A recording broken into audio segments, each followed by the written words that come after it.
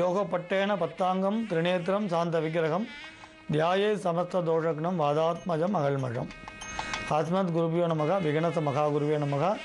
அனுமன் சுவாமிகள் ஆசிகளுடன் தசமகா வித்தியில் இந்த 5ஆவதாக வரக்கூடிய தேவி புவனேஸ்வரி. புவனேஸ்வரி அப்படின்ற நாமம் புவனங்களுக்கெல்லாம் அதிபதி, புவனங்களையெல்லாம் ரட்சிப்பவள். இந்த தேவி அற்புதமான வரங்களை தரக்கூடியவள்.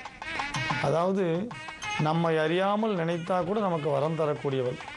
பூலோகம், புவர்லோகம், சுவர்லோகம், மகாலோகம், தபோலோகம் எல்லா லோகங்களையும் நின்று ஆட்சி பண்ணக்கூடியவள். இந்த அம்பாளை பச்சை பட்டுடுத்தி ஜபிக்கலாம்.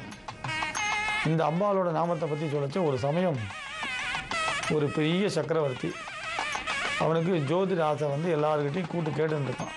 தனக்கு இந்த இவ்வளோ பெரிய செல்வம் எப்படி வந்தது, நான் எப்படி குழந்தையிலே இவ்வளோ செல்வத்துக்கு அதிபதியாக பிறந்தேன், ஆச்சரியமாக இருக்கேன். அவனுக்கு அப்படி ஒரு சந்தோஷம். அவனுக்கு மேலே மேலே செல்வம் தெரிந்து அவன் சக்கரவர்த்தி பதவி அடையும் பொழுது தண்ணீருக்கு தனக்கு நிகரே ஒருத்தர் இல்லைன்ற லெவல் அந்த எல்லைக்கு வந்துட்டான்.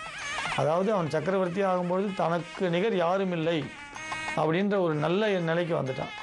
அப்படி கேட்கும்பொழுது மகரிஷி சொல்கிறார், நீ ராஜனே, நீ சாதாரண ராஜாவாக இருந்து சக்கரவர்த்தியாக இருக்க.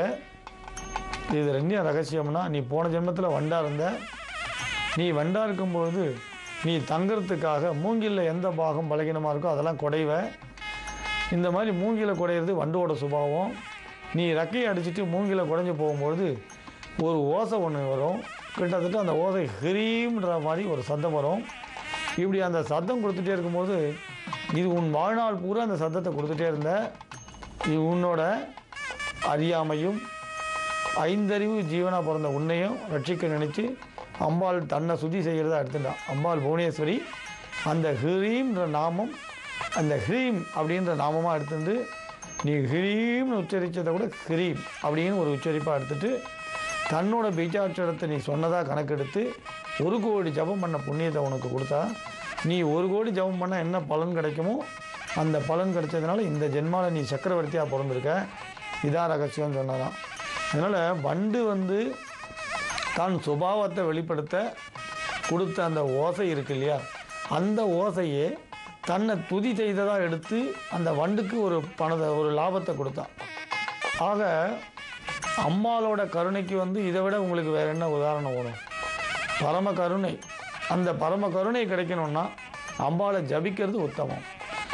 இது கூட முடியாதுன்னு சொன்னால் அதுக்கு பதிலே இருக்காது. அதனால் ரொம்ப எளிமையான சுருக்கமான வழி, அம்பாளை பூஜிக்கிறது ரொம்ப எளிமையான வழி, சுருக்கமான வழி. அதான் ஹிரீம் ஹிரீம் இது பிரதிதினம் ஜபதாம் துவாக்கியாம் கிம் நாம துர்லபமிக திரிபுராதி வாசி மாலா கிரீட மதவாரண மானனீய தாம் சேவதே வசுமதி சோமேவ லக்ஷ்மிஹி. இந்த மகாலட்சுமியோட பரமகருணை அம்பாள் யார் அப்படின்னா சாட்சாத் மகாலட்சுமி தான். ஏன் மகாலட்சுமின்னு அடிக்கடி சொல்கிறோம்? எல்லா தெய்வங்கள்லையும் இந்த லக்ஷ்மிக்கு அப்படி என்ன சிறப்புனா, ரொம்ப சாந்தமாகவும் ஒருத்தனுக்கு ஒரு அருள் பாலிச்சுட்டா அவன் இந்த பூலோகத்தில் வாழறதுக்கு என்ன செல்வம் தேவையோ அதெல்லாம் கிடைக்கக்கூடிய ஒரு வரம் கொடுக்கக்கூடியவள் மகாலட்சுமி. அதனால தான் எல்லா தெய்வங்களை சொல்லும் பொழுதும் இந்த மகாலட்சுமியை ஒப்பிட்டு சொல்கிறோம். அதனால் அப்படிப்பட்ட பரம காருண்ய மூர்த்தியாக இருக்கக்கூடிய மகாலட்சுமி அருளும் கிடைக்கும். அதனால் இந்த புவனேஸ்வரியை பூஜிக்கக்கூடியவர்களுக்கு மகாலட்சுமியோட அருளும் கிடைக்கும். அதனால் மகாலட்சுமியோட அருள் கிடைக்க புவனேஸ்வரியை பூஜிக்கலாம்.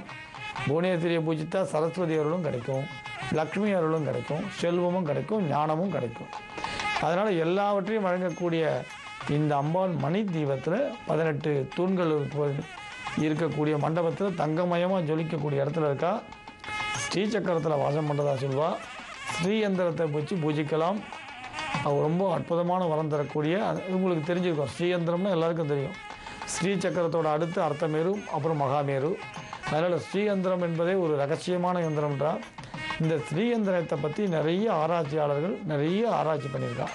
ஸ்ரீசக்கரத்தை பற்றி ஆராய்ச்சி நிறைய பண்ணியிருக்கான். 43 கோணங்களோட ரகசியம் ஒரு பிரமிடோட தோற்றம் மாதிரி வரும். ஒரு அற்புதமான ஒரு விஷயம். அது சொல்லப்போனால் நிறைய சொல்லிட்டே போகலாம். அப்புறம் செப்பு யந்திரம், வெள்ளி யந்திரம் அல்லது சந்தன பலகைகளை எழுதுறது, அத்தி பலகைகளை எழுதுறது நிறைய இருக்குது முறை. அதனால் இந்த அம்பாளை ஜபிக்கலாம். வாசனை திரவியங்களில் குறிப்பாக சொல்லப்போனால் உங்களுக்கு ஜவ்வாதை குங்குமத்தோடு கலந்து இந்த ஜபத்தை வந்து சொல்லி நெத்திக்கு திலகமாக இட்டுக்கலாம். கட்டாயம் காரிய ஜெயம் வரும். இப்போ அந்த மந்திரத்தை சொல்கிறேன். இது ஒரு 3 எழுத்து தான். இதை நீங்கள் சுலபமாக எழுதிக்கலாம். ஓம் ஸ்ரீம் ஹ்ரீம் ஸ்ரீம். இந்த ஸ்ரீம்ன்றது லக்ஷ்மியோட பீஜம். இந்த அம்பாவை நீங்கள் வந்து சொர்ணமயமாக தியானம் பண்ணிங்கன்னா சத்ரு பயம் இருக்காது, பெரும் செல்வம் கிடைக்கும். காலையும் ஜபிக்கலாம், மாலையிலையும் ஜபிக்கலாம், வீட்லேயே ஜபம் பண்ணலாம். இந்த அம்பாளோட ஜபத்தை தொடர்ந்து பண்ணுங்கள். கட்டாயம் உங்களுக்கு இஷ்ட செய்தி கிடைக்கும்ன்றதில் சந்தேகமே வேண்டாம். யாருக்காவது உதவி பண்ணணுன்னா கூட இந்த ஜவ்வாதில் குங்குமம் கலந்து இந்த மந்திரத்தை சொல்லி கொடுக்கலாம். கட்டாயம் அவளுக்கும் அம்பாளோட பரம கருணை கிடைக்கும். அந்த பலன் வந்து உங்களுக்கு கிடைக்கக்கூடிய பலன் அவளுக்கும் கிடைக்கும். தொடர்ந்து இந்த ஜபத்தை 108 உருவம் 1008 உருவம் ஜபம் பண்ணுங்கள். இது ஒரு வருடம் முழுக்கவே ஜபிக்கலாம், அல்லது 45 நாட்கள் ஜபிக்கலாம். மங்களானி பவன்ட்டு மீண்டும் நாளை சந்திக்கலாம்.